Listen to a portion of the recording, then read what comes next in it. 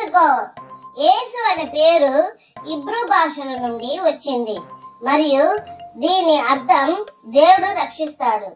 యేసు పేరుకి మూలం యెహోషువ లేదా యేషువ. ఇది పాత నిబంధనలో యేషువ పేరుగా కనిపిస్తుంది. యేసు జీవన కాలంలో క్రీస్తు పూర్వం 4 నుండి 6, క్రీస్తు శకం 30 నుండి 33 వరకు ఆయన పేరు యేషువగా అరామిక్ ఇబ్రూ నందు ఉచ్చరింపబడింది. గ్రీక్ భాషలో లిసోసెస్ అని, ఆ తర్వాత లాటిన్ భాషలో లీసెస్ గా 4వ శతాబ్దంలో అనువాదించడం అయింది.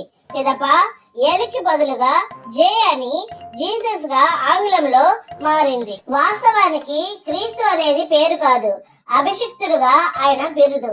యేసు అనే పేరు మాత్రమే కేంద్రముగా ఆయన జననములో పిలువబడింది.